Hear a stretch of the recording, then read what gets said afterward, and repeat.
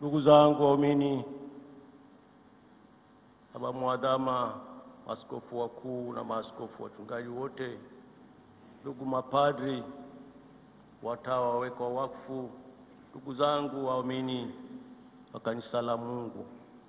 Somo letu limetoka kwa barua ya kwanza ya Mtakatifu Petro na lasema hivi: bali nini ni kizazi kiteule, ukuhani wa kifalme, taifa takatifu, watu walio mali ya Mungu, mpate kutangaza matendo makuu ya yule aliyewaita mtoke gizani na kuingia mwanga wake wa ajabu.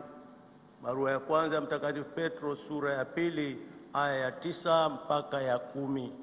Petro alikuwa anawaandikia ndugu zangu, watu waliokuwa matesoni, walikuwa wamehangaika na kupoteza matumaini. Sasa wanapokea maneno ya kimatumaini kwamba wamechaguliwa, sio kwa sababu ya utakatifu wao, sio kwa sababu ya uaminifu wao na uadilifu wao, ila kwa sababu ya upendo wake Mungu aliyekuwa ameahidi wazazi wake na mababu wao wa zamani. Tutapata hili katika kitabu cha Kumbukumbu ya Torati sura ya 7 na kuendelea mpaka sura ya 10. Kama ilivyosemwa katika barua ya kwanza ya Petro mtume sura ya 2 aya ya 9, na katika maandiko mengine ya Agano Jipya, Warumi 9 na Matendo ya Mitume 13:48, kwamba uchaguzi wa Mungu kwa watumishi wake ni kutoka kwa watu, na hawa hupokea neema sio kwa utakatifu wao, ila kwa ukuu wa upendo wake Mungu mwenyewe. Upendo huu wa Mungu hutufanya kutambua tusivyostahili na kujinyenyekesha kusudi tuweze kuwapatia wale wenzetu matumaini zaidi. Mwashamu Baba Askofu Stefano Lameck Msomba, Mungu amekuteua uwe mchungaji mkuu wa misioni hii mpya ya Bagamoyo, lakini kongwe kwa historia yake. Kanisa unalokabidhiwa leo, ndugu yangu Mwashamu Askofu Msomba, katika yale yote yaliyofanyika, hili ni lango la imani Tanganyika yetu na Afrika Mashariki. Historia yake inaeleza yote. Maana ya Bagamoyo tutailisoma. Agano la Kale na Agano Jipya latuambia kwamba sadaka ya Mungu kwa watu wake na upendo wa Mungu kwa watu wake haituchagui sisi kwa sababu ya utakatifu wetu, ila inataka kutumia madhaifu yetu, nguvu zetu, hekima yetu na yote tuliyokuwa naye tuwaamshe wengi waliokata tamaa. Baba Askofu Msomba, wewe ni mjenga daraja la matumaini kwa Bagamoyo yetu. Wewe kama mrithi wa mitume una madaraka ya kufundisha, kutawala, kuongoza, kutakasa na kuonya kwa upendo wote. Unaitwa kutangaza matendo makuu ya yule aliyekuita, yaani Mungu mwenyewe. Kama kiungo cha umoja unaitwa kuwa rafiki wa wote. Kama alama ya matumaini utakuwa Kristo mwingine katika maadhimisho ya kutakatifuza. Utaitwa pia kutangaza na kueneza kanisa kwa mazingira rafiki na yasiyo rafiki. Wewe ni rafiki wa wote, ni mjenga daraja la amani kwa dini zote na madhehebu yote. Kwa kuunganika na kanisa zima la ulimwengu, utaongoza kanisa lako mahalia la Bagamoyo kama sehemu ya kanisa la ulimwengu. Wajibu wa kwanza, Baba Msomba, ni ustawi wa kiroho wa wale wanaoishi katika jimbo lako la Bagamoyo. Hivyo ni pamoja hubiri Injili si kwa waongovu, lakini pia hata kwa wale ambao wasioamini, na hasa wengi utawapata katika teritori yako hii ya Bagamoyo.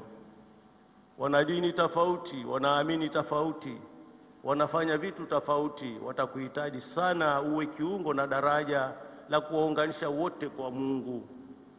Katika masuala ya kila siku ya maisha, askofu, utaongoza kundi lako kwa kuwasaidia wote, kuwasaidia hasa wale waliokata tamaa, sio ya kiroho tu, hata waliokata tamaa kwa yale yanayohifadhi mwili na maendeleo yao. Utakuwa pia na unaitwa pia uwe mbunifu pamoja nao, utafute njia pamoja nao kuinua kile utakachosoma katika historia yetu Zanzibar. Maana ya Bagamoyo ni nini? Utawaweka makuhani na majiakoni kukusaidia katika kuhubiri Injili na kuadhimisha sakramenti zinazotoa neema, kama ilivyo sakramenti ya Ekaristi, kituo na kiini cha maisha ya kanisa. Unaaswa sana Baba Askofu Msomba kuwakumbusha kila wakati wasaidizi wako, yaani mapadri, kuheshimu na kuadhimisha Ekaristi takatifu na sakramenti nyingine zinazotoa neema kwa ibada ya kinifu, kwa ibada ya utakatifu. Wewe ni msimamizi wa yote hayo, na hasa katika usasa wetu wa kila kinachoonekana ni kizuri, kila kinachoandikwa ni kizuri. Unapashwa uwe mwangalifu kwa hayo na kunyoosha yale ambayo hayaendani na mafundisho ya kanisa, ili sote tuwe pamoja. Kanisa mahalia ni sehemu ya kanisa la ulimwengu. Mwashamba Baba Askofu Msomba, kitu unachokabidhiwa leo ni kubeba historia ya kanisa la Afrika Mashariki na kwingineko. Bagamoyo maana yake ni kubwaga moyo. Wale waliofika Bagamoyo miaka ya 1860 wengi hawakuweza kurudi walikotoka. Walifariki kwa sababu ya Injili iliyowaleta, lakini hawakukata tamaa. Ifika mahali likasinzia, lakini historia inafufuliwa kwa matukio ya zamani. Usisahau yale ya zamani. Historia hii ya Bagamoyo na Ukristo wake ni nzuri mno, inayobeba kanisa hilo ambalo ni mama ya makanisa yote Tanganyika hii na kando kando ya Afrika Mashariki. Nakumbuka ndugu yangu Baba Askofu Msomba, mwaka 1983 Padre Johannes Henschel CSSP, mwanashirika wa Roho Mtakatifu, kwenye centenary ya miaka 100 ya Ukristo, aliandika kitabu Alles began in Bagamoyo, yote yameanzia Bagamoyo. Alieleza haya baada ya kuja na kuangalia Bagamoyo miaka 90. Akaona ndugu zake wale waliofia hapa na kuzikwa huku makaburi yao. Akasoma historia yao, akaona hali ya kanisa katika Bagamoyo hii, ikamsikitisha lakini ikampa matumaini. Mwaka 1992 Mungu asiacha watu wake akamleta Mwafrika wa kwanza katika kanisa hili la Bagamoyo. Mwafrika huo wa kwanza akawa ndio mwanzilishi wa pili wa Bagamoyo, yaani yule Father Etienne Bawa aliyeleta wale wa misionari kutoka Zanzibar. Aliwamwaga hapa, wakajaribu, wakaindilisha, na walitoka Zanzibar baada ya kusota na kueneza Injili, haikuzaa matunda. Akasema tujaribu ng'ambo nyingine ambayo tayari kuna nyika tayari kubwa. Iliendelea kwa muda wote huo mpaka 1990. Wale wa misionari nao kwa umri wakaondoka, kanisa likazinzia. Unavyoona kuna magofu ambayo yanahitajika kufufuliwa. Mungu akaleta vijana, na akaleta kijana shupavu ambaye nikiacha kumtaja hapa nitakuwa nimefanya dhambi ya omission. Alimlete padri mmoja, Father Valentine Bayo. Huyu ni mwanashirika la Roho Mtakatifu. Nakumbuka mimi ndiye nilimtuma hapa kama provincial wakati huo Afrika Mashariki. Ndiye aliyefanya matokeo yote haya na maajabu yote unayaona Baba Msomba.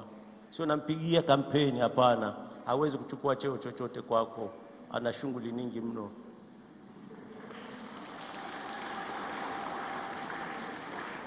Yeye kwa moyo wa wale waanzilishi, akitembea katika miguu ya wale waliofia hapa, akisoma historia ya wale waliozikwa hapa, ilimwamsha akasema, nami kwa nini nisijitoe hivyo? Hakika akajitoa. Bagamoyo unayoona leo Baba Msomba imaamshwa na wachache waliojitoa hivyo. Wenzake wamemfuata na utakuwa nao wengi. Wakaamsha tena kile kilichokuwa kimeanzishwa kwa uhuru wa watumwa. Huyu Yohanes Ensheli nilimtaja, aliandika kitabu cha Ales Begani Bagamoyo kama nilivyosema mwaka 1983, akielezea maana wa Bagamoyo: kubwaga moyo, kupoteza matumaini, kuacha kila kitu. Kifika Bagamoyo hutarudi tena, ndio maana yake. Lakini kwa sasa Bagamoyo inatamanika kwa sababu Mungu amefufua watu wake, akawapa urithi mwema na hekima njema, wakafufua tena Bagamoyo hii. Waasisi wa misheni hii ya pili, baada ya wale waliokuja mwaka 1863, wanaomba na wanaombi historia hii ihifadhiwe kama inavyohitaji, ihifadhiwe, iwe ni urithi wa kizazi cha sasa na kizazi kijacho. Wanaomba ihifadhiwe kwa sababu kanisa lazima lisimame kwenye historia yake. Historia ya kanisa unalorithi na unalokabidhiwa leo Baba Msomba inabeba historia ya wamisionari wa kwanza waliofariki kwa ushuhuda wa Injili ya Kristo. Inatufundisha bila mateso, bila mahangaiko na kujikatalia, hakuna kanisa la msalaba. Wengi wamejitahidi, wameleta tena matumaini Bagamoyo, lakini bado yanahitajika na inahitaji nguvu zako sasa, hasa wewe ukiwa umechaguliwa kuwa kiongozi mkuu wa utume wa imani, utume wa mazungumzano, utume wa maendeleo kwa wote ambao walikuwa wamekata tamaa. Kristo aliteswa, akafa, akafufuka, na baada ya siku 3 akafufuka, maana ya ushindi na maisha mapya. Naomba Baba Msomba, na tunakuombea uwe kweli wewe ni alama ya maisha mapya ya kanisa hili la Bagamoyo unalokabidhiwa leo, na tunakuombea neema ya Mungu ulilete liwe hai zaidi na la matumaini zaidi. Asante.